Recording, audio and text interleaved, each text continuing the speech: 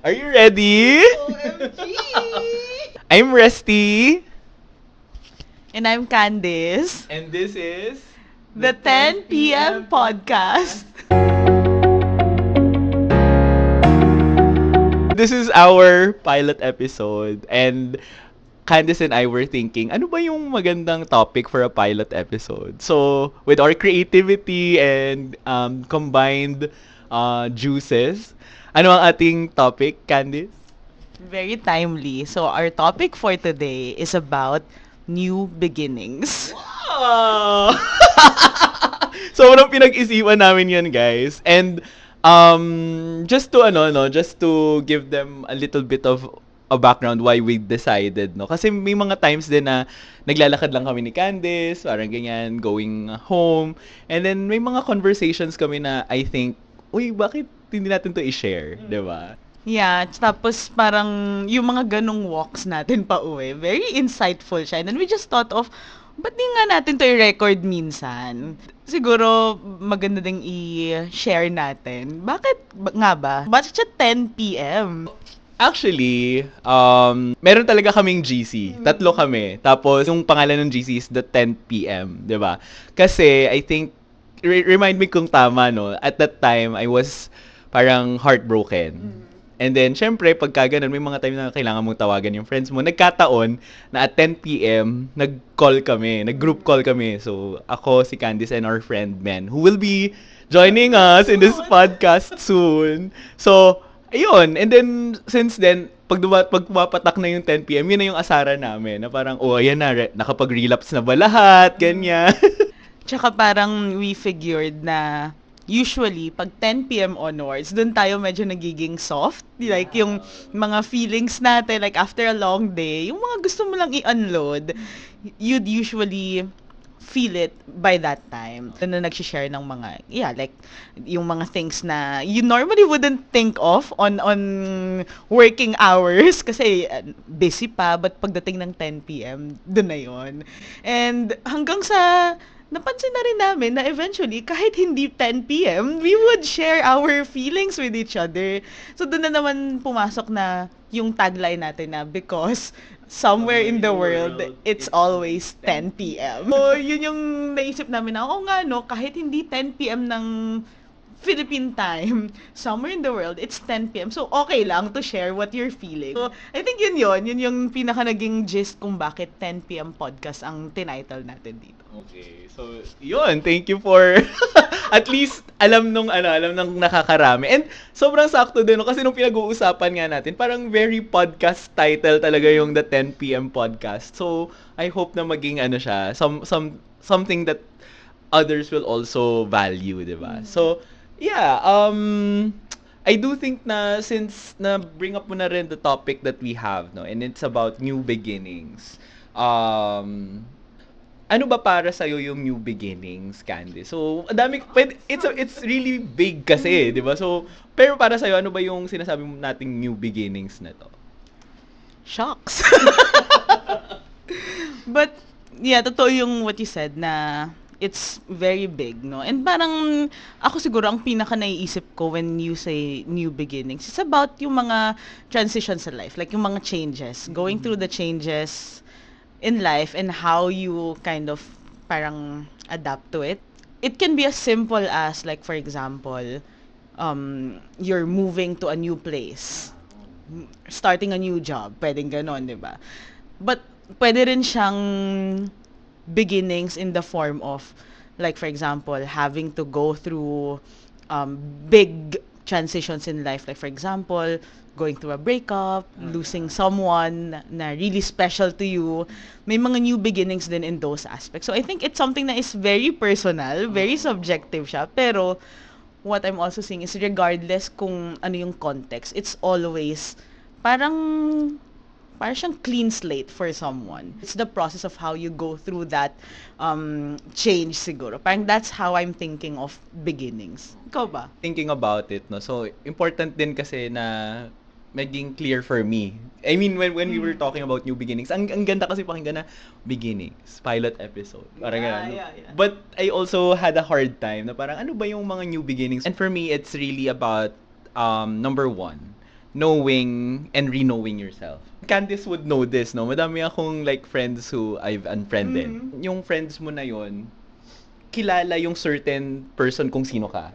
Pero dahil hindi na kami friends ngayon, anong klaseng tao na ako? Parang that's one. Second, yung sinabi mo, yung after a breakup, di ba parang, kasi you try to get to know yourself. Yung last ko na dinate, parang sabi ko nga, I've gotten used to really being by myself, enjoying my company, my own company. Tapos parang, nung dumating itong taong to, I needed to rediscover na parang, paano ba yung mayroon ka ulit iniisip na ibang tao. Yung may lakad ka, pero kailangan mo magpaalam, yung mga ganyan. Ni-ready ko yung sarili ko na, ganito nga pala magkaroon ng relationship. Tas hindi naman natuloy. So, kailangan ko na naman bumalik sa, shucks, okay, paano na naman maging single? And then three, parang, ang dami. Like, for example, something that you thought okay na nawala.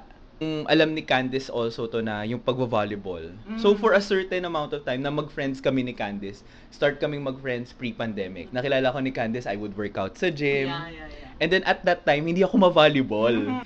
And then around 2024, sumali ako sa camp ng volleyball. And then, yun na naman, na-discover ko na naman na yung love for the sport na most of my time and effort would go to the team and to the sport that I love. So, I like what you said, yung knowing and re-knowing yourself. Feeling ko, regardless nga of what context ng beginnings yung pinag-uusapan natin, andun lagi yung element na yon. Like, siguro ako, ngayon, I'm getting to know myself again after going through some losses, no, losing people in my life. Parang I'm in that process of knowing myself again. And ano siya, parang hindi siya madaling process, to be honest. But I think that's also what we'll talk about. Ano ba yung magic, di ba, of new beginnings? And ano din yung mga uncertainties that come along with it, no?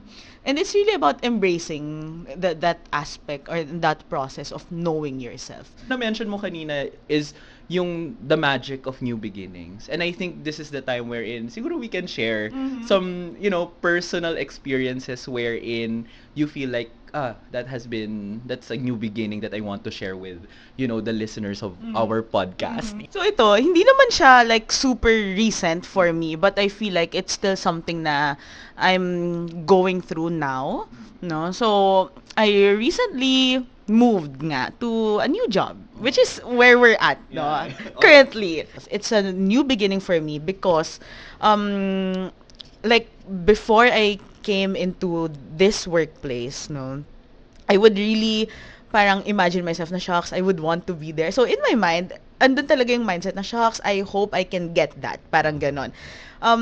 Prior to this opportunity, parang that has always been the goal for me. And so, nung nabigyan ako nung opportunity na yun, na I was granted the opportunity to move nga, andun yung parang, shucks, it's a realization na, it's parang the coming to life na nung goal na I once had before, na even during grad school I would always think na, oh shucks, I want to work for that school, yung mga ganun. So parang it's a coming to life of that opportunity. So it's a process for me now kasi I've been here for like a year na, but I can say na I'm still in that process of knowing and re-knowing myself. I'm also discovering na oo nga no, may mga certain adjustments na I have to also come to terms with. I feel like it's that constant adjustment on my end na, okay, with this opportunity na I know is something na I once parang really wanted, also comes these changes na I have to also adjust myself towards, no? And, of course, along that process, andun yung may mga hardships talaga. Like, andun yung may mga instances na I would think na, shucks, before, hindi ko naman kailangan tong mga things na to, I wouldn't experience these concerns. But now, it's something na I have to come to terms with, and something na I have to comply with, yung mga ganon. Na parang, in the process, I would think na, prior to this opportunity, I wanted these things.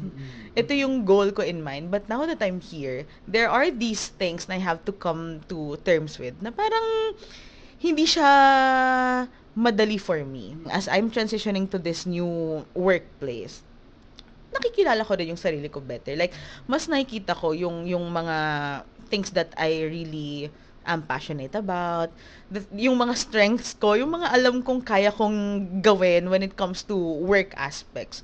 On top of that, the personal life din. So, syempre, may mga certain changes din that I'm also going through. Merong major life change that I had gone through recently.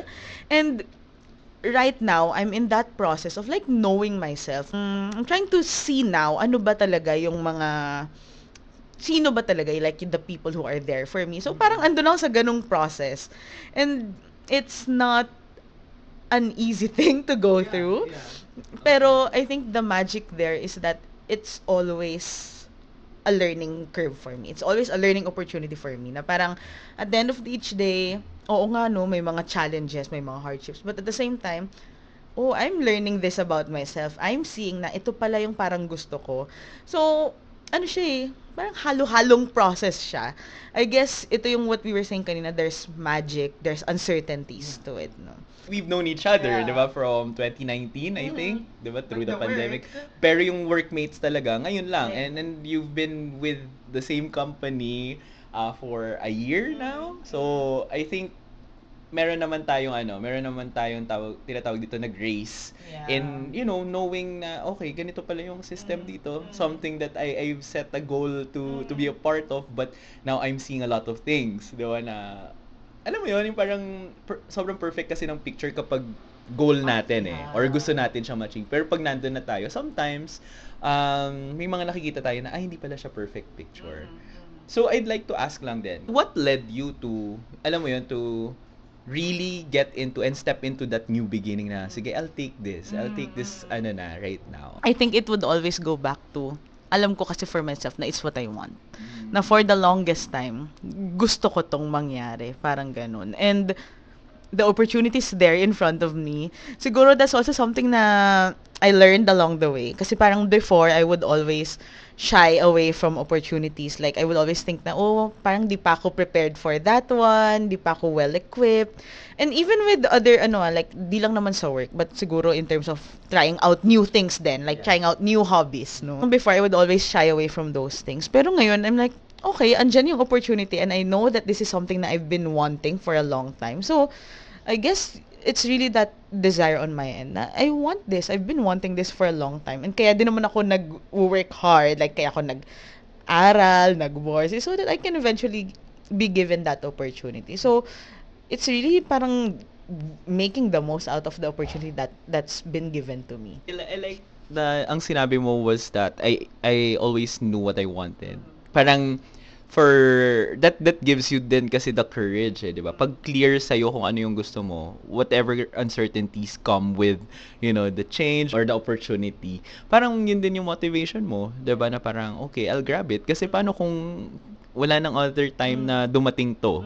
Sure naman ako na ito yung gusto ko. So, I'll take it for whatever it comes with it, di ba? You've also mentioned that as you've transitioned to going to this workplace, dumating, di ba, syempre may challenges that came with this new beginning.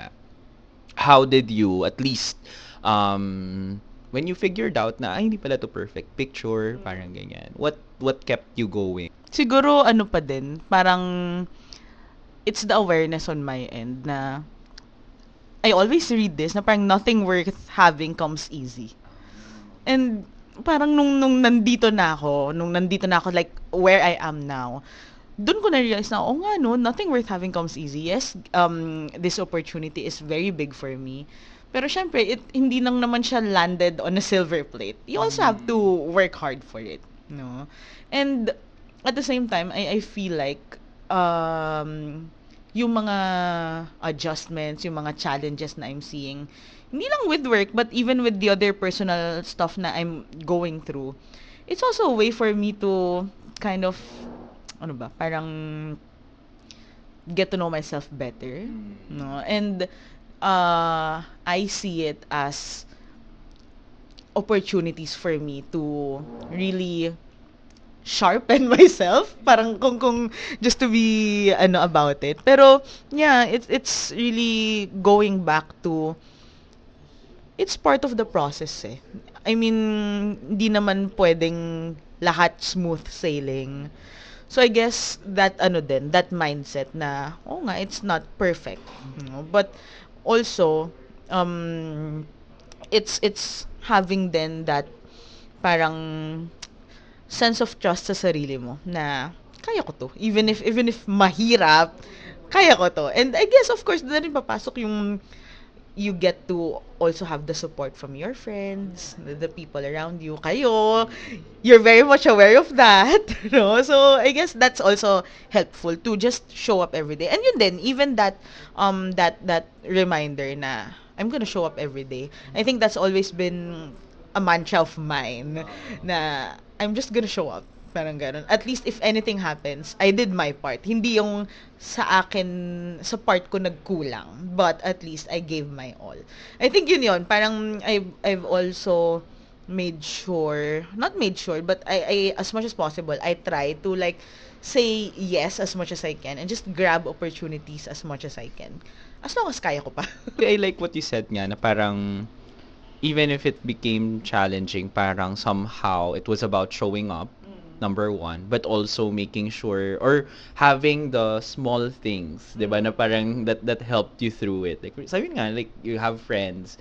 I believe that you have personal reasons also, 'di ba, that keeps you going. I think dito na papasok yung the magic of it, no? Na parang in spite of the challenges na I'm also discovering, andun din yung, okay, I'm getting to know more people. I'm getting to parang really expose myself and just, alam mo yun, parang work on my skills din. And on top of that, yung, I'm learning more about myself. I think yun. That's the magic naman of it.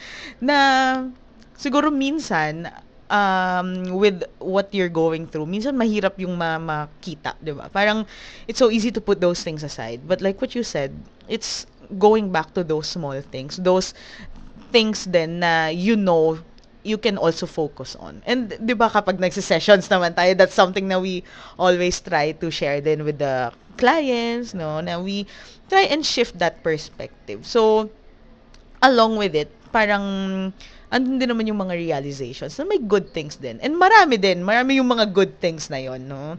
But siguro yun yung maganda when it comes to going through new beginnings, aside from adjusting to what you're going through. There are also these learnings, these things na you also get to expose yourself to. You also get to experience. Let's turn the tables around. What's a new beginning na maybe you'd like to share, a personal experience, and maybe just ano yung parang naging experience mo as you were going through that new beginning?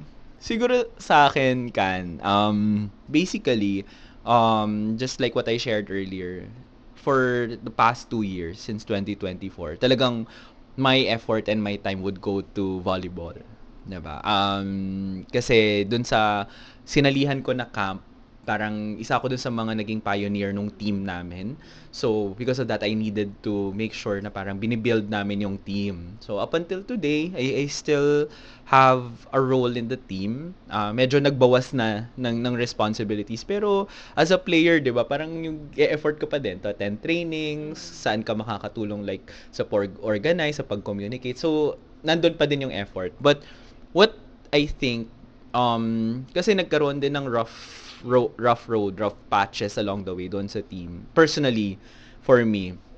So, parang nagkaroon ako ng realization na, bakit parang siguro with that, doon ako nagkaroon ng epiphany ba yan? Na parang my identity is attached to the volleyball. So, parang without this, sino si Resty? Parang ganon. Kasi before that, I've been doing a lot. Parang I teach review sessions for board exam. Parang I tried new hobbies also, 'di ba? I've got into reading books, I've gotten into cafe hopping. Dami. Parang I have all the money in the world, I think, with limited resources. Yun na. Pero nakakapagpunta ako sa iba't ibang lugar. I go on solo dates before and I'm really happy. So, when volleyball re-entered my life, And I say re-enter dahil, yun nga, 2024 lang ako nag-full on. Parang it consumed me. 'Di ba? And then it was tiring, it was exhausting, but I was enjoying it. Pero siguro dahil nga dun sa experience na, ay, ba't ganito emotionally, ang daming nangyayari. It involved teammates, it involved, syempre, my brother also. And then, sabi ko, I think I need to, once again, parang rediscover who I am. Parang ganyan. So, although I'm still part of the team, I still do the things that I have to do, I made it the point na parang, okay, kailangan ko i-try ulit yung mga things that I've been enjoying before and see if they will still stick. Kasi kung hindi, baka I need to find other hobbies. There are a lot of things that's in my list that I want to try, but binabalikan ko muna yung mga things that I enjoyed before. So I guess, hindi ko alam kung masasabi mo siyang begin again because you're actually just trying things that you enjoyed before parang revisiting them and seeing kasi you're re-knowing yourself. So I think sige, balikan mo muna things that you enjoyed. Tas kung nag-stick pa siya up until now, edi gawin natin ulit. Pero kung hindi, there's no harm in saying na okay, hindi na to nag-work for me. Now I'll try something new. And that's where I think para sa akin, the magic of beginning again comes into play. Na parang you do not have to wait for end this. Closure. Parang well, closure is important, 'di ba? Closure is important. Pero there are aspects in our lives wherein hindi mo kailangan hintayin na let go ko muna yung volleyball completely bago ko hanapin ulit yung kung sino si Resty. You can do something that you're enjoying, but at the same time, gawa ka lang ng konting distance para magkaroon ka ng space para sa sarili mo to, again, rediscover who you are. Nagustuhan ko nga dun is that you emphasize na hindi siya kailangan na magkaroon ng big event for it to happen. I think yun yung mas nag-stick din sa akin. It's really realizing na parang at any day, you can actually have a new beginning, di ba? Even as simple as yun nga, getting to reacquaint yourself ulit with your old hobbies while you're also in this area of engaging in the sport that you loved, you can still have that kind of new beginning, no? So I feel like yun yung maganda ring i-emphasize, no, na when you want to do something, yung mga new beginnings, hindi naman kailangang meron siyang signaling event, Yeah. 'di ba? And you also mentioned na when you reacquainted or when you reconnected with volleyball, nagkaroon din ng mga certain challenges, 'di ba? I feel like yun yung mag-emphasize na when we go through new beginnings, kasi nga it was a new ano din for you to reconnect with volleyball. It was a new parang something na you're adding into your life, no? We're able to see na andun yung mga challenges. And I think that's also what we want to emphasize, no? Na when we go through new beginnings, it's not as magical as we think, as we want it to be. It's inevitable na may mga certain challenges na mangyayari. So, I feel like that highlights then na when it comes to new beginnings, there's magic, but also there's certain mga challenges, mga uncertainties that come along with it. And both are okay. We can embrace both while also giving grace sa sarili natin as we go through that beginning. As you were sharing that, no, ang ganda lang, ito yung maganda kasi, when we have these kinds of conversations among friends, and if you have friends also, napaka helpful. Kasi it made me realize one thing. Kasi di ba, yun nga, sabi mo, when I reacquainted with volleyball, tapos may challenges along the way, I realized that it serves as a reminder also. In a sense na parang, okay, some of the challenges or some of the personal struggles that I'm having now are personal struggles that I've experienced before. Bago ako mag-pause sa volleyball, parang, oy, struggle ko na nga. And I just realized it now. So, siguro, new beginnings can also be a reminder. Na parang, oy, ano to concern mo na to dati. Pero kasi hindi mo naman siya totally na-resolve. Or hindi mo siya totally in-address or inupuan.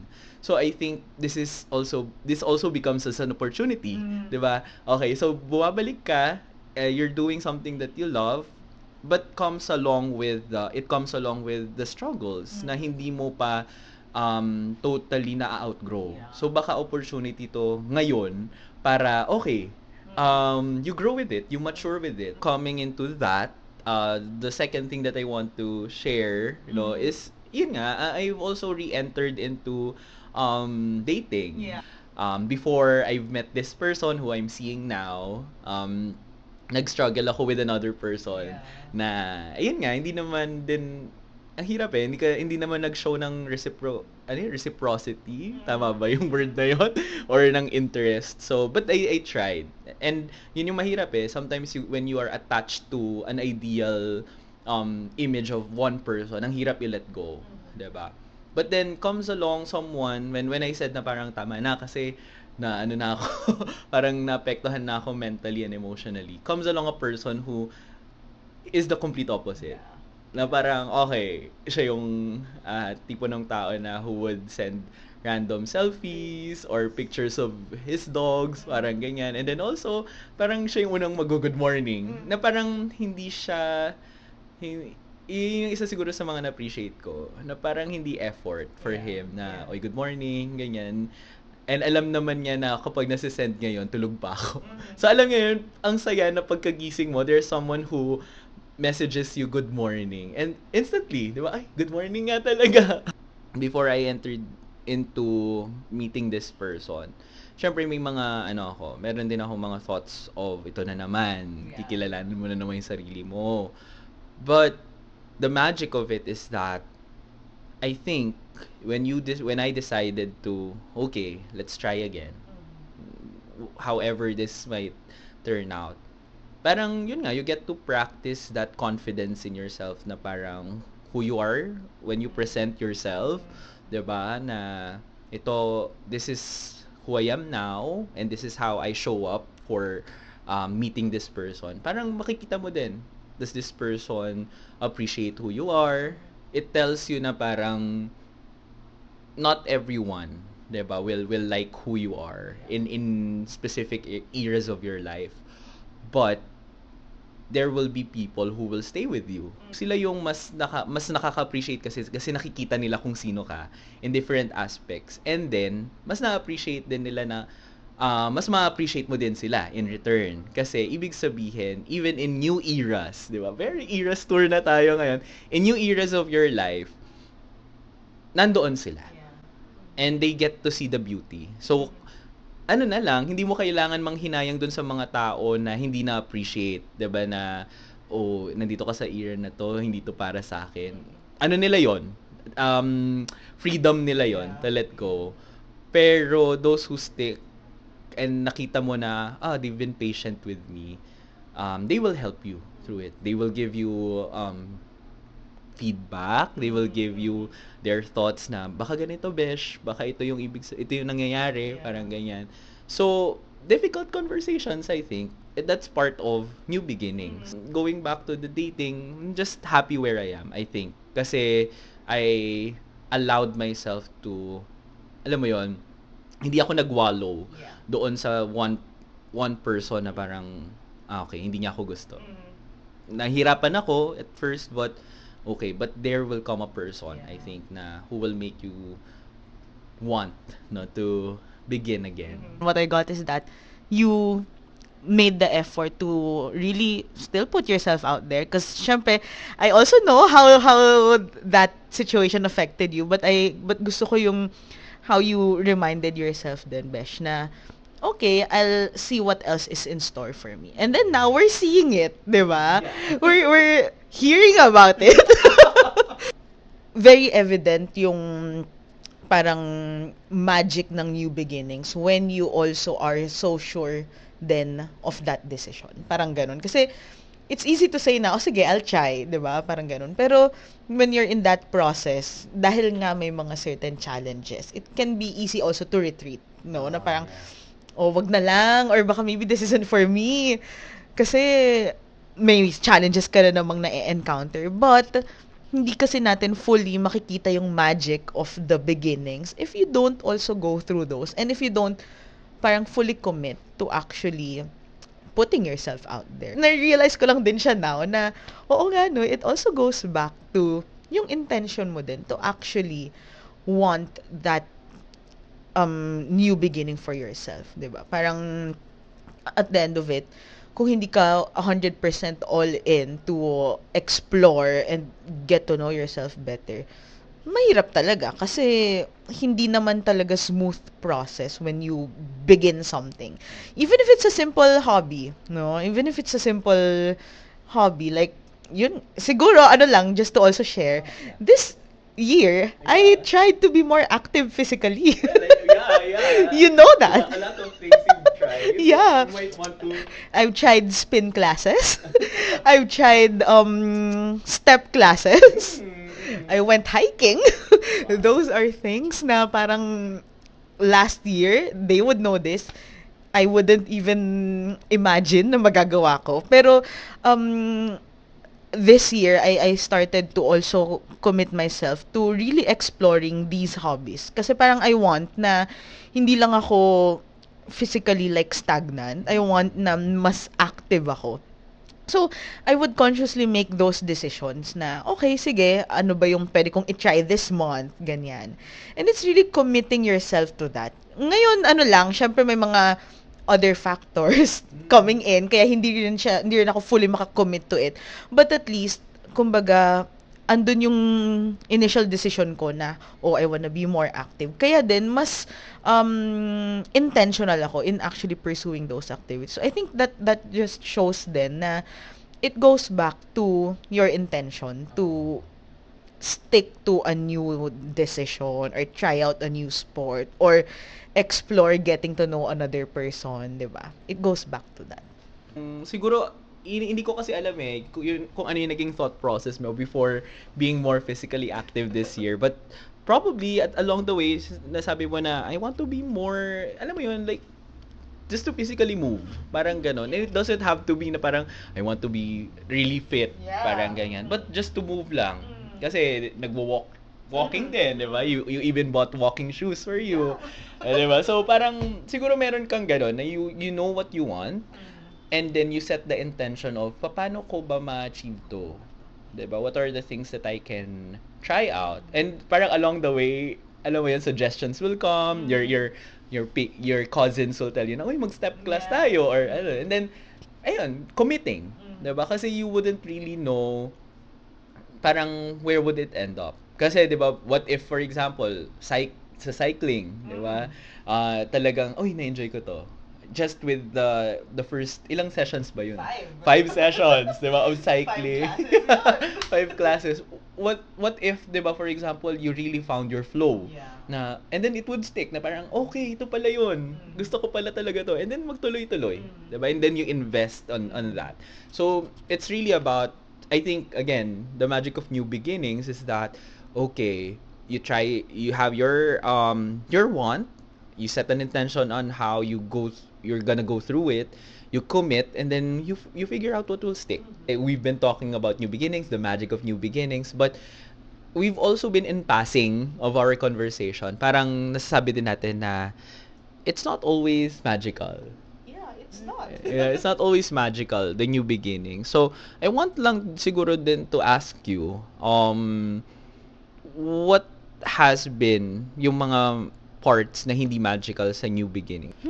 Siguro, I'll start out with dun sa hobbies muna. What has been challenging there is hindi kasi ako nga sanay na maging physically active. So when I was when I committed to like attending the classes, andun yung parang in the middle of like kasi each class would be parang 40 minutes long. So, in the middle of the class, ba't ko ba ito ginawa? May mga ganun ako. I mean, yung mga ganung kasimpleng bagay na when you're actually doing it, hindi pala ganun kadaling spin class. Parang ganon. Ang hirap pala nung mga routine. May mga possible palang side effects. I remember the very first class we had with men, after the class, as in super wobbly ng legs namin. So, yung mga ganong challenges, yung mga ganong uncertainties na hindi ko actually alam. I mean, prior to, like, when we signed up for the classes, I thought na parang, okay, it's gonna be fun kasi nga may choreo, and then may instructor.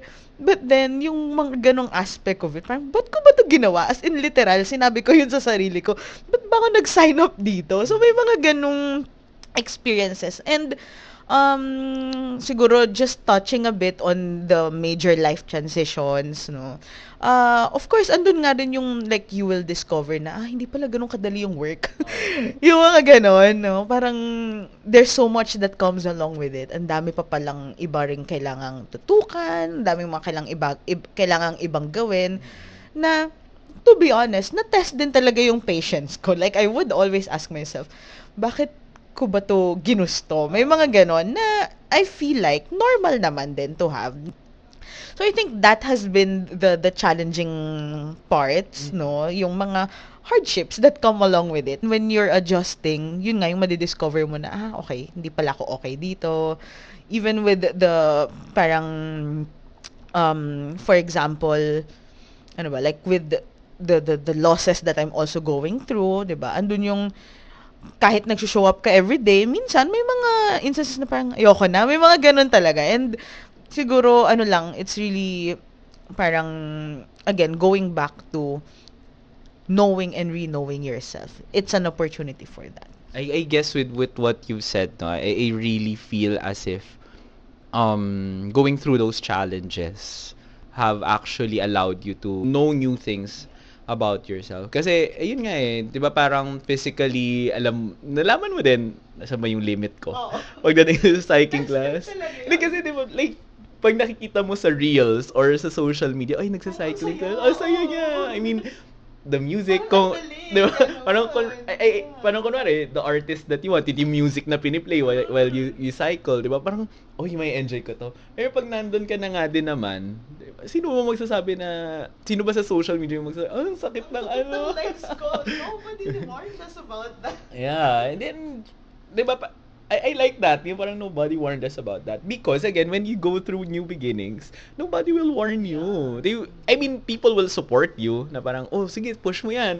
Pero, kung hindi naman din nila na-experience in the same perspective or same way that you're experiencing things, wala naman talagang warnings, 'di ba? But you go through it, you go through the pains of it, 'di ba? But you get to know yourself. I think that's where we always go back to no. I want to also explore more about feelings, 'di ba? Kasi it pwede naman kasi nating sabihin na these are challenges, these are struggles, but what feelings did you feel? Siguro kahit anlin dun sa mga na-share mo, in general lang. Siguro, one thing that parang pinaka nagpa-pop up sa mind ko now is, siguro, andun yung doubt na parang, tama ba? Tama ba yung decision na ginawa ko to explore this, to take on this? Yeah, kasi syempre, again, challenging na yung situation eh. So, parang siguro andun nga yung worry and the doubt na parang, okay, did I make the right decision? Was I careful enough in making this decision? And siguro, that's something na could be a common reaction to the challenges that we experience. Pero, primarily for me, I think yun yung doubt talaga and yung worry. Na, okay, what's gonna happen now?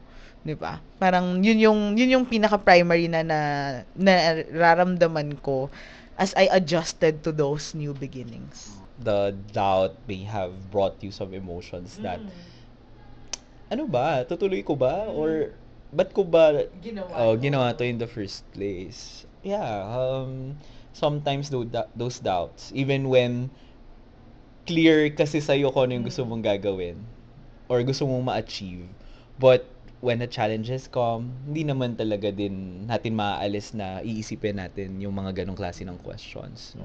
At least before we go to the next segment. Wah! May pa-segment. At least for my end. Yan. I was gonna ask. Ay, sorry. Pre-empt ko na pala. At least the question. Kasi, di ba, you also, parang more on the doubt. Yung sa akin naman was trying to reacquaint myself now with other, or the things that I've liked in the past would, syempre, di ba, constitute making time, di ba, stepping a little bit away, distancing myself from the team, the volleyball, and all. Also, pero, hindi ko naman sasabihin na perfect ako kasi ganun pa din eh. I mean, most of my time, nandun pa, alam ni Kanyan, parang until 12 midnight, nagwa-volleyball ako. But I think, yung question kasi sa akin is that, or the feelings that come with it is, siguro sadness. In a sense na parang, or anxiety. Yung dalawang yun magkasama. Kasi, if I step away, parang ganon, natatakot ako na, would they still need me? I'm confident enough naman that the team will run without me. I think yun yung isa sa mga achievement naman of anyone who's organizing something. Di ba na kahit you step away, it will run. Ang saya nun. Kasi di ba, at least you were successful in putting it up. Pero kasi, pag may person, you go through the struggle, nandun ka from the beginning, di ba? Nandun ka from the beginning, paano siya nagsimula, paano siya nag-evolve. Now, when you are trying to put some distance, or to step away a little bit for yourself, natatakot ka na maging irrelevant ka na doon sa group na yon, doon sa team na yon. And yun yung paulit-ulit siguro na nag-run through my mind. So even if there are things that I want to try, 'di ba? Pag kailangan pa rin ako ng team. So for example, doon kasi sa team may parang dalawang levels of skills, no? So may developmental and then may intermediate. Yung sa intermediate, I was able to distribute yung responsibilities with my other teammates. Na kahit naman sila, even if they say, nahihirapan na kami, ganun, no choice tayo. Kasi nag-work siya nung last league namin. Pero yung sa developmental namin, right now, they need a coach. And then, parang without blinking an eye, go. Parang ganun. And then, you step back. Bakit ang bilis kong nag-go doon? Diba? Number one, because you want to help. But number two, because yun nga, you don't want to be irrelevant in something that you love. Diba? I mean, I guess it's the same thing with people. Diba? Kapag you've worked so hard with a relationship, for example, trying to build a friendship with someone that you weren't really close with at first. Diba? You bigla mong naisip na, uy, okay pala tong tao na to. And this doesn't have to be a romantic relationship, 'di ba? Parang, uy, parang nakikita ko na pwede kaming maging close friends or best friends at that. Then you try. You try to try to have good conversations with this person. But then, nare-realize mo at certain moments na bakit parang kapag niyayaya ko siya, hindi siya nag-go. 'Di ba? But with my other friends, parang, uy, nasan ka? Even at 11 a.m. Sabi, gusto mo ba mag-coffee? And then, your friend would show up. No, just like Candice. One random day. That one random day. Yun nga So parang ang ano mo dun, all your efforts, parang ganun, you go into that fear na parang now, what if I stop? Paano kung hindi ako mag-effort? Would this person actually try to put in the same effort? Kasi scary di ba? And nakaka-sad yung reality na, okay, my assumption is, kapag hindi ako nag-effort, pag hindi ako nag-reach out, hindi din mag-reach out. For myself, I'm still learning to see, ano ba, or paano ba ako magde-detach? Kasi, in one book that I read, attachment isn't really healthy. So, differentiate ng author what is love and what is attachment. Diba? Love is actually something that is present.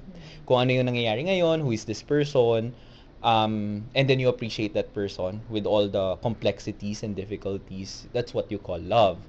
Pero, when you are holding on to your ideal picture of, diba, this person or this group, diba, or your relationship, yun yung attachment na you have to learn how to let go. If nag-reciprocate kasi yun, hindi mo kailangan matakot, diba? If you've done the work, diba? Hindi mo kailangan matakot kasi it will naturally magiging part talaga siya ng buhay mo. Pero kung hindi talaga siya meant to stick, even if it's hard, even if it's difficult, yan talaga. You have to learn how to let go. And that's how life goes. Kasi hindi din healthy na 'Di ba? Hindi din naman healthy na laging nag-hold on ka dun eh, 'di ba?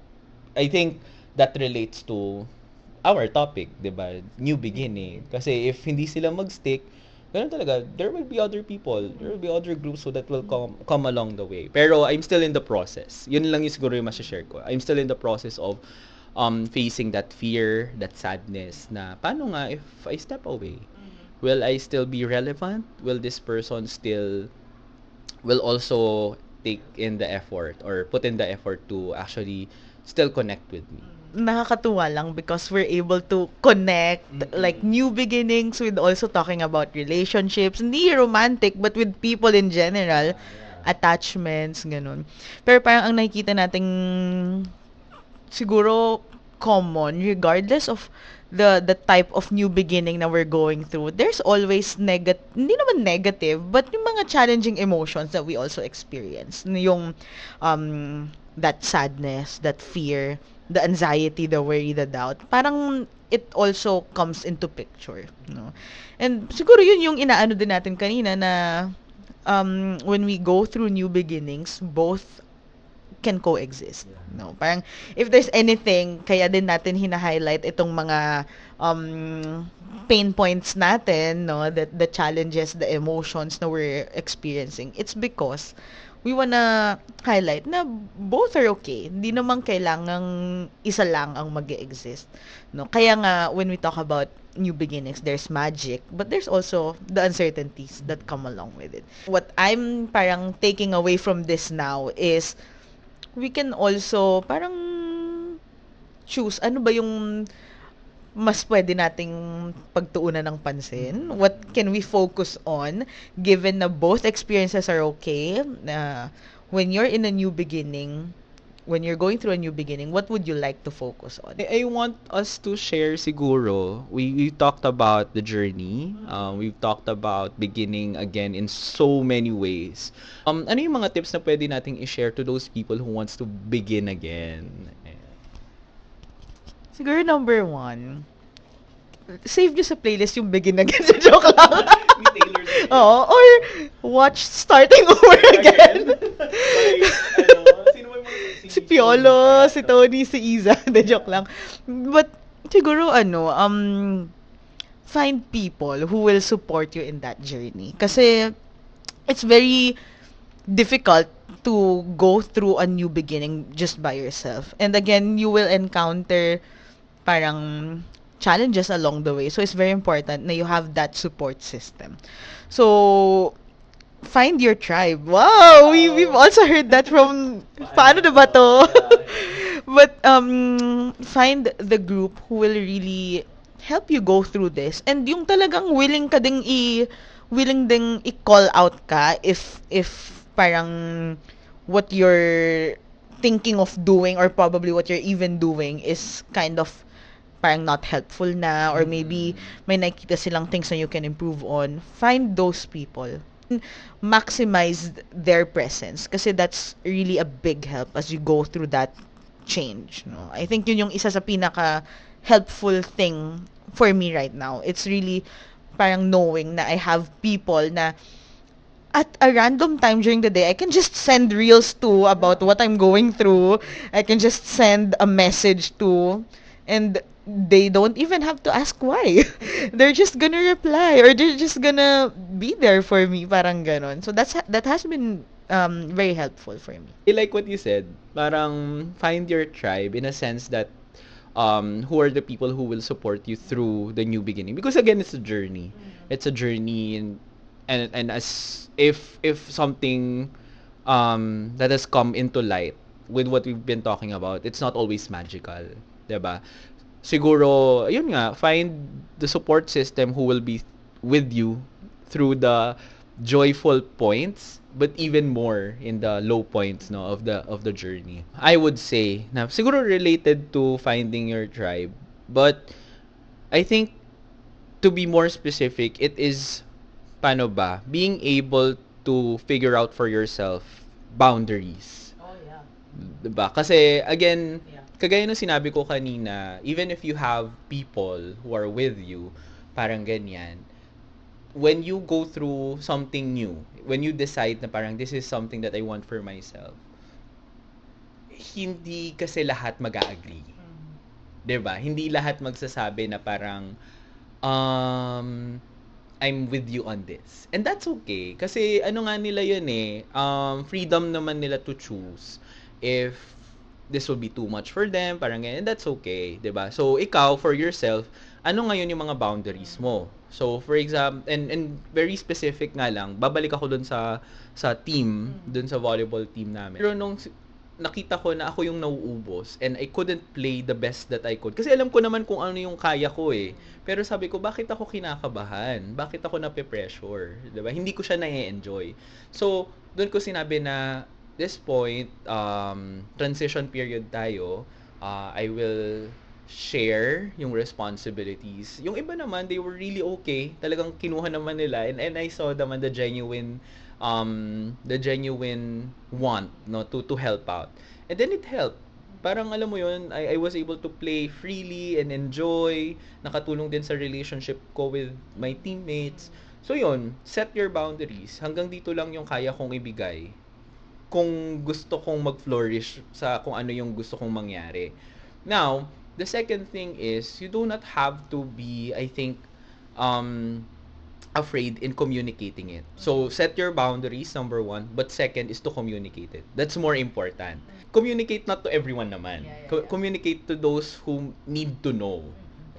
So, ayun, kinailangan ko siyang sabihin kasi magugulat din sila. 'Di ba? For example, if I decided na hindi na ako yung mag-handle ng reservation of gym, baka dumating yung day na saan tayo magte-training, 'di ba? So kailangan ma-make sure mo or ma-clarify mo sa kanila na ito yung kaya kong itulong for now. And kaya ko naman 'to ginagawa is because of may reasons ako. You have to communicate those reasons and then makikita mo sino ba yung with you on this new beginning, sino yung mga uncomfortable, 'di ba? But your hope is at the end of the day makita nila na bakit mo dinecide dinecide na gawin yun or but yun yung decision that you made. Sad lang that there might be other people na hindi na nila makikita kasi sinabi nila na that's not for me, 'di ba? So hindi na nila makikita yung kung ano yung consequence or yung end, 'di ba? Pero for those who stayed, and I go back, for those who stayed and nakita nila na ito pala yun. Ito pala yung gusto, yung vision na nakita ni Resty. And then they appreciate even if you went through yung pangit na phases, 'di ba? And makikita nila na okay, meron palang wisdom behind it. And pag na-realize nila yon, parang sila din, mapaisip din, okay naman pala tong gawin eh. And you inspire other people to do the same. Yeah. I also wanna add, and hindi siya practical in the sense na it's something na very handy to do. Kasi I feel like medyo cognitive siya in a sense. But it's really to reflect and go back then to what you want to happen. Parang balikan mo lang yun. And I guess medyo challenging siya kasi nga it would require na you sit with your thoughts, your feelings, and that's not something na everyone can easily do, 'di ba? Pero very helpful if you're able to just be vulnerable with yourself. Kaya na you were highlighting communicating with others. Siguro what I would want to highlight is you also communicate it with yourself. Like be clear with yourself na acknowledge mo na mahirap. Kasi nga, again, it's part of the process eh. If anything, that's what we're also seeing eh.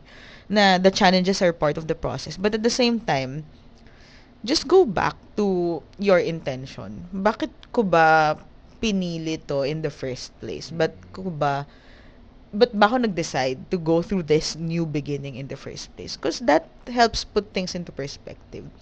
So, again, not an easy thing to do, but if you have the time, what I'm also starting to do is may mga instances na I would just literally write down my thoughts on a notebook. So, yung mga ganung times na, for example, you find yourself na wala kang ginagawa on a weekend, maybe that can be a good time to just go to a coffee shop and then just be open to yourself na you write down, ito yung nararamdaman ko now, this is what I'm experiencing. Then just go back to, okay, what do I want to happen? I feel like that has also helped me to kind of parang rationalize myself with what I'm going through. Kasi you're able to see na, oo nga, ito pala yung why ko. So, yung pag-reacquaint mo dun from time to time, I feel like that's been very helpful as I was going through this process. Kasi at least nakikita ko na, okay, I'm going through this, but it's because I want this for myself. And I feel like that can also help you na parang, well, the way I'm seeing it is when I'm able to see na, okay, kaya ko pala to pinagdadaanan is because gusto ko tong marating. So parang it makes it kind of parang mas aligned and parang mas, oh pala, no, may ganong push siya na minsan will happen when you're able to really be vulnerable with yourself and just openly acknowledge na ito yung pinagdadaanan ko ngayon. I totally agree with you na parang you have that conversation with yourself, clarifying with yourself. I think we've had this talk before, di ba? Yung conversation natin na how honest are you actually? It's really about, kunwari, alam naman natin, I think we don't have to hide naman na the fact that when we're with other people, we sometimes filter our thoughts kasi hindi naman lahat ng thoughts na mga intrusive thoughts natin is to be shared, 'di ba? Pero kapag mag-isa ka na lang, 'di ba? When you journal or actually when you pray, 'di ba? Parang sinasabi mo na ba without the unfiltered thoughts, without the unfiltered words yung mga kailangan mong sabihin? Sinusumbong mo na ba sa journal mo, 'di ba? That's actually courage eh. Na parang, so for example, aminin mo lang sa sarili mo lang, bilis ko magalit. Ang hirap kasi tanggapin yung flaws natin. Ang hirap siya ilagay sa words, even if ikaw lang na may makakabasa ng journal. 'Di ba? So, or even when you pray, wala namang iba eh. Wala namang ibang makakarinig. 'Di ba? The tears that shed, wala namang ibang makakakita. Pero bakit nakakatakot gawin? Have that courage to actually talk to yourself and clarify with yourself ano ba yung gusto mo or ano ba yung challenges na pinagdadaanan mo. That will be, I think, very helpful.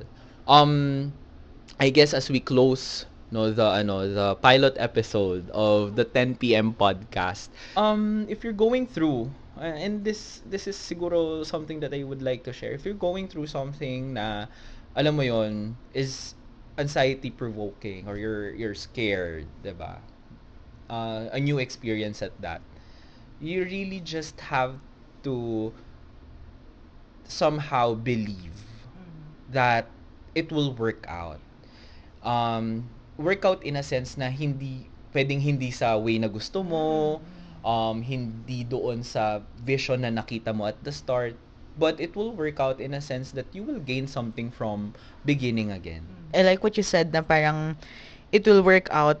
It might not work out the way you want it to, but at the end of it, it's an experience. Siguro, yun yung something na I've always put to heart, especially recently, na everything is an experience. Regardless of how things work out, kung in my favor man or not, what's important is that I learned something from it. And that's already a win for me. So, I've also parang seen that quote somewhere na parang everything is a win when the goal is to experience things. Diba? Parang, oo nga, no? May mga ganong, kasi in life, a lot of, parang it can be, and ganito ako before. Like, I would always want, na this is how I planned it to be. I want things to go my way.